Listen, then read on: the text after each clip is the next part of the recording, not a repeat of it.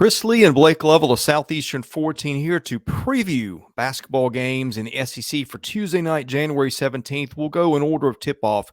We don't have lines as we do this Monday morning, but what I've done, come up with an estimated line between Ken Pomeroy, Bart Torvik, BPI, Jeff Sagarin, and then also a percentage chance to win based on all those computers except Sagarin. So here's what we got. We got Ole Miss going to South Carolina. The Rebels are about 6-point road favorites with what I think a 72% chance to win. Goodness gracious, that's a lot on the road. But that's kind of what the computers think of South Carolina. Ole Miss, the league's only winless team. Carolina has played great in 2 games, both those on the road, taking Vandy to overtime and beating Kentucky and Lexington, but just getting obliterated in the other 2. Ole Miss can't score. South Carolina has trouble with a little bit of everything. What do we think of this one, Blake? Boy, you really teed that one up. If Chris is promoting this game on the SEC network, boy, then I should not be. Then you should not be, because holy cow, Ole Miss can't score, South Carolina can't do anything. But I mean, is it that untrue? I mean, I don't know. These are the, again, we preview these games, but like this is one where it's just like, what do you say? South Carolina actually has been, well, it's going to be surprising to say, they've not been bad at home outside of the 2 games they've gotten blown out on the road. It seems like, yeah, well, they're 6-2 at home, 2-3 away from home. So but they've won at Georgetown, they've won at Kentucky. I know Georgetown doesn't mean much. Maybe we're splitting hairs. They've been okay in the 80s, but yeah, I don't know, man. I don't know what to do with this game. I mean, like you said, it's interesting, isn't it, that Ole Miss is such not a big favorite, but like is the favorite. 6 is a lot for a team that's 0-5 in the SEC. All right. I mean, look, you could just as easily see South Carolina bounce back and win this game because they have proven they can do it. They just hit a lot of shots against Kentucky. Oh man, is Ole Miss just, I mean, it gets to that point where like you just haven't won in so long, and we thought that game when they were kind of due against Georgia, but the difference is, I think with Ole Miss outside the Alabama game, which could be the same for anybody, a lot of these games have been close. So I'm going to take Ole Miss. I think maybe they're able to sneak one out, but you know what? At a certain point, you lose this many close games, that can hurt just as much too. So I just don't have any. I don't have any feel on South Carolina, and that's the bigger problem. Is I just don't know what to expect from them night in and night out. So I'll take Ole Miss by a couple points, but I don't have a great feel in this game. Tennessee in a rematch game, which the Vols just blew State's doors off from the beginning. I think that was 16 or 18-0 to start. Tennessee wins by 30-something points a couple of weeks ago. State is a 7.3-point underdog by the computers in this one with a 22% chance to win. Where does this one rank on the rock fight scale, Blake? Well, to me, this game was a lot similar to the one we saw between Tennessee and Ole Miss a couple of weeks ago, 63-59 in Oxford. I think there's a lot of similarities here in this game. Certainly, you expect it to be low scoring, but remember what happened the last time these 2 teams play. And the reason I think this will be closer towards the Tennessee-Ole Miss game than the Tennessee-Mississippi State game from a couple of weeks ago, which the Vols put up 87 in that one, won by 30. Was it 33, 34 in Knoxville? Yeah. I think it will be closer to the lower scoring game for both teams because of why. First, I think Tennessee's on the road here, and I think that's a little bit of a difference. Now, they put up 85 against South Carolina, but Mississippi State and South Carolina are on a different planet defensively. So I think you look at it from that standpoint, and knowing the fact that Tennessee just came off a game where it really struggled to score. Could they bounce back in a big way? Maybe, but I think that, like I said, now you're playing a hard-nosed defensive team like Mississippi State, who will, maybe have to make it a little ugly at times. I think this score line will be closer to that. I don't think Tennessee comes in and wins this game by 30 like they did the last time these 2 teams met.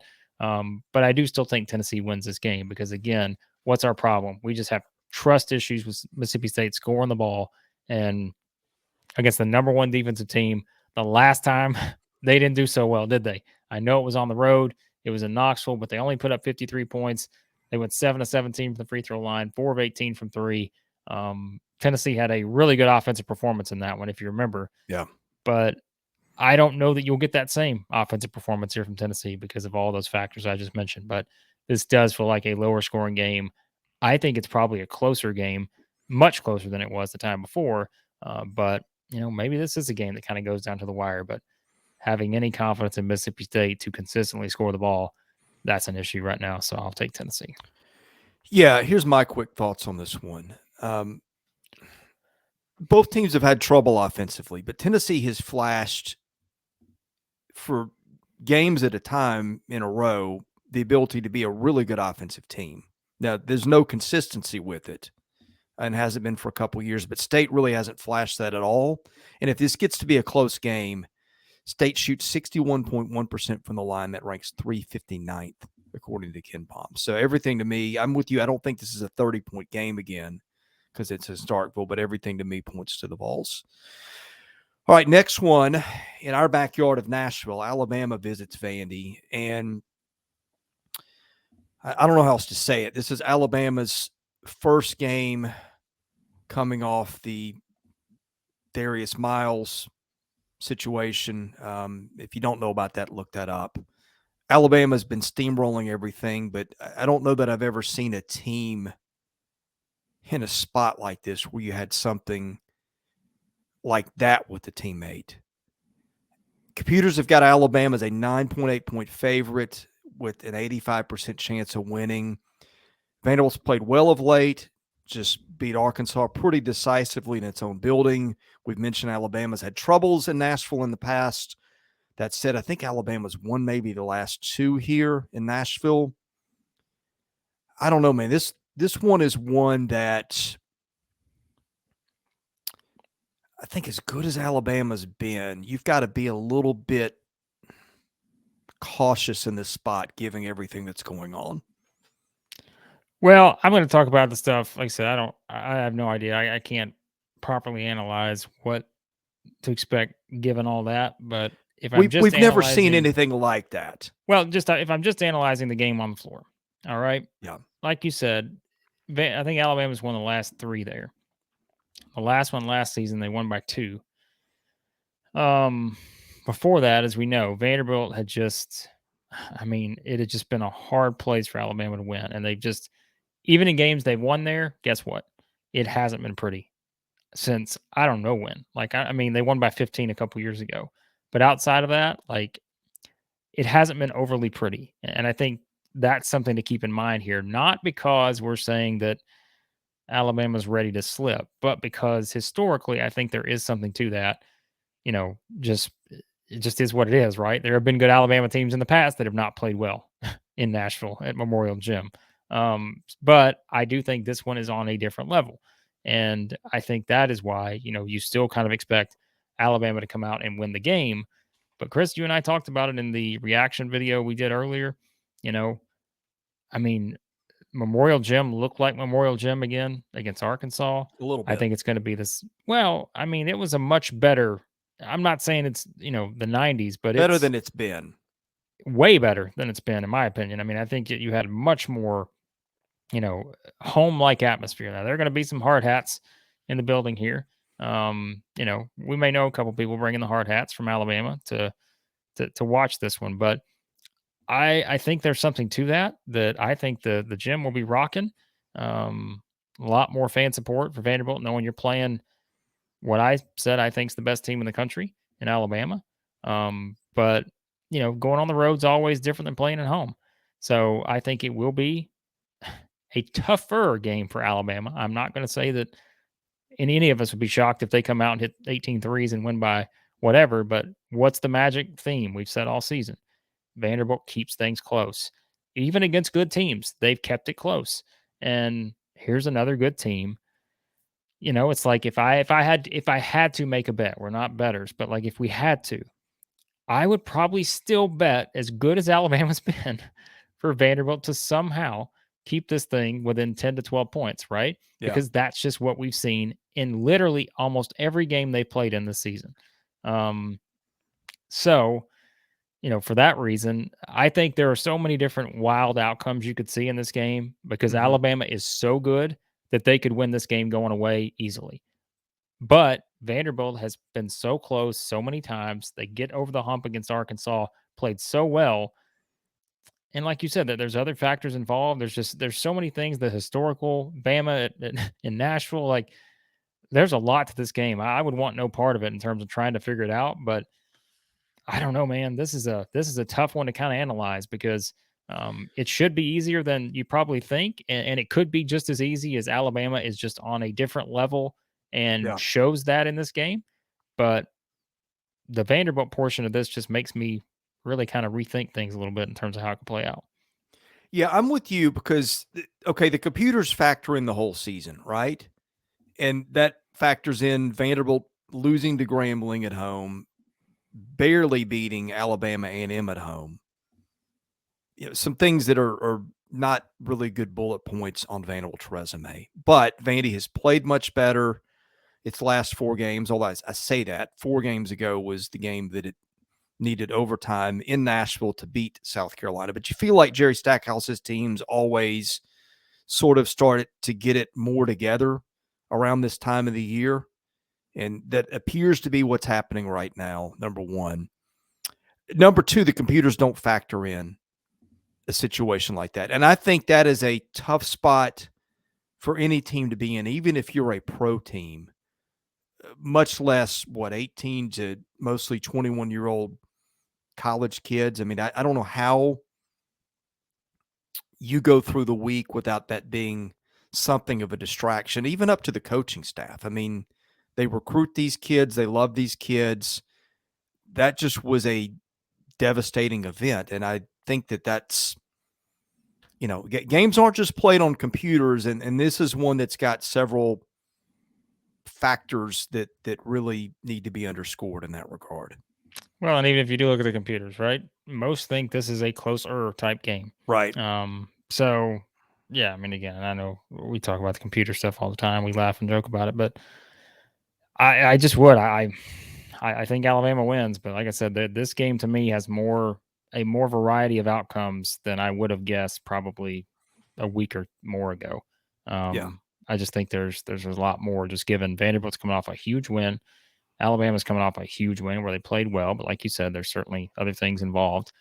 The historical stuff, everything combined. I just think this is a must-see game, in my opinion. Yeah. Like this is, you could say it for different reasons, right? You say it's must-see just to watch Alabama play at their best, or, because Vanderbilt might actually, be able to do some things just given that they're getting better as a team. And so, yeah, we'll see.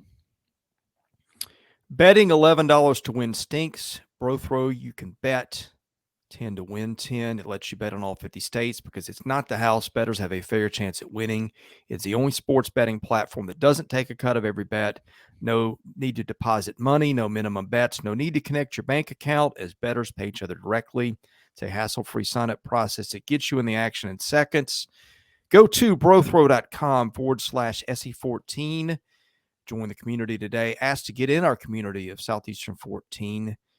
We'll let you in. And anyway, we'll have some fun in that group. So help out the folks who help us. Okay, last one on the schedule, Blake. We have got Georgia and Kentucky. And the computers have Kentucky is about an 8.5-point favorite in this one with a 77% chance to win in Lexington. However, the computers are also all over the place on this. Ken Pomeroy's got this Kentucky by 8.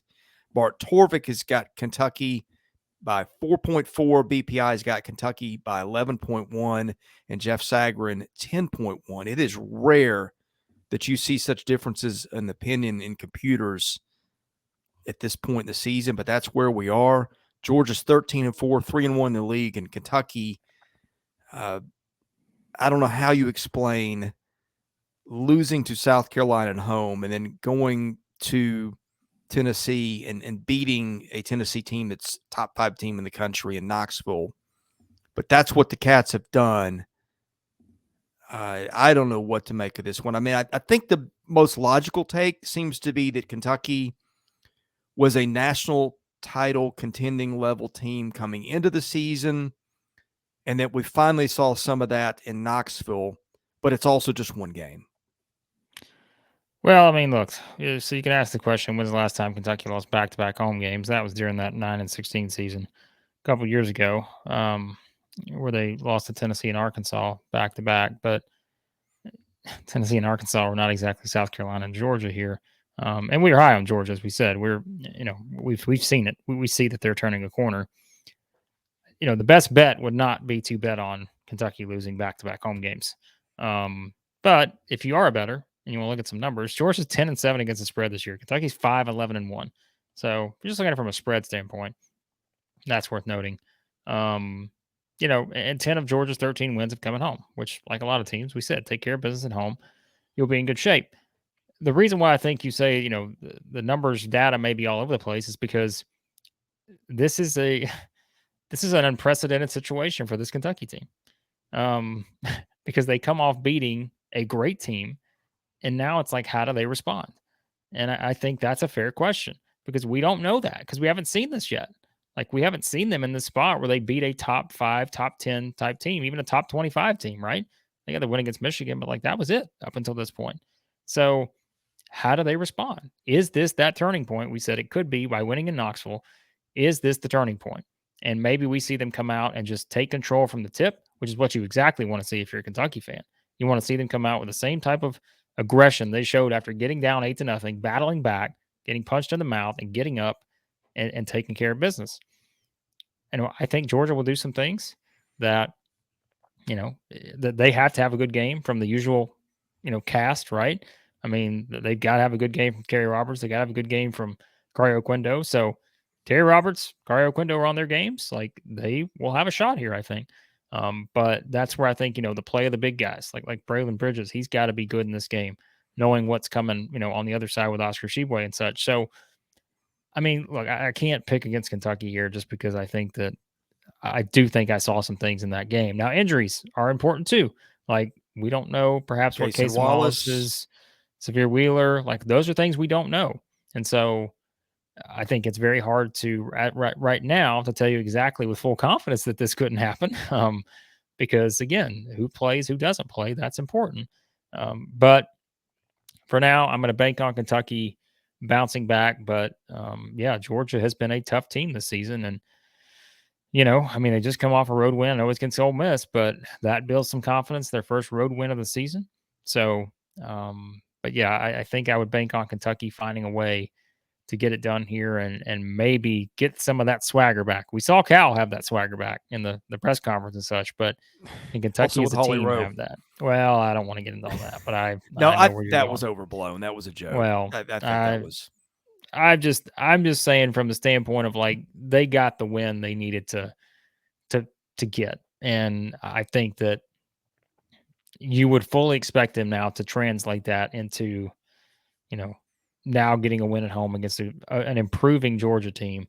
And again, maybe this is kind of where that run begins for the Cats, but if they lose another game at home back to back, we're right back where we started. So, well, let me just outline how tough a game this is to figure out. I think all the games that I've gone through the last couple of weeks, I look at what those 4 computers say about how they've got in favor. And it's not common to have more than about a 2-point difference. One computer might say this team's a 3-point favorite, and another might say it's a 1-point favorite. The only other team the computers are really having trouble figuring out, well, there was a game a couple weeks ago, LSU in Florida, to where Jeff Sagarin had, I think, LSU favored by a point, and BPI had Florida favored by 3. So you do see some discrepancy, but all the other games we've done today so far, there's no more than a 2-point discrepancy between any of the computers.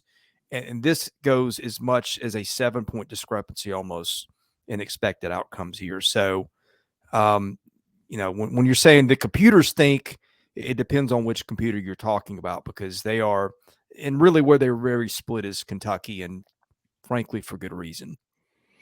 Yeah, if you know us, we usually pick the favorites. So we picked a couple upsets this season, but that would have been Georgia at Florida. That didn't work out. I think there was another one somewhere, but I think we nailed one or two, but we're usually pretty conservative. Yeah, well, I mean, hey, it's SEC basketball in a league like this where it's just so unpredictable. You usually just go with the home team. Is usually how it works. So I'll go with Kentucky because they're up. So.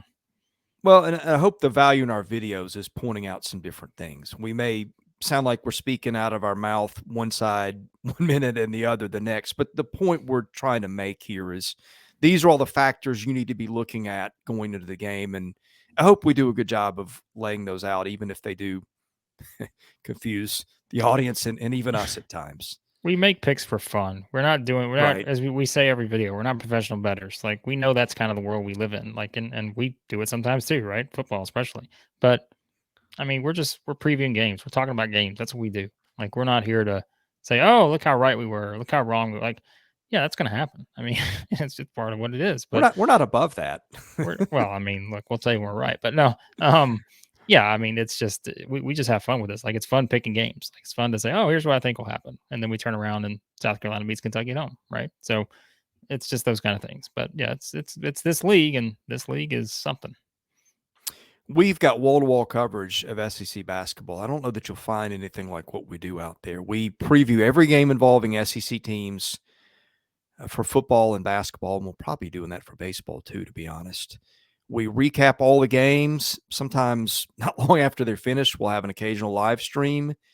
We're going to do some live streams for hoops this year too during game nights, and we do power rankings. Got those up Monday morning too. So if you love SEC basketball, we think you'll love our channel. We may not always agree with this, and drop that in the comments if you don't, but be sure to hit that subscribe button. That lets you know when we got new content up, if you hit your notifications, and if you hit the like button. If you do like us, if you don't, then don't hit the like button. But if you do, that does help us out. Anyway, he's Blake Lovell. I'm Chris Lee. Thanks for watching. We'll see you again soon at Southeastern 14.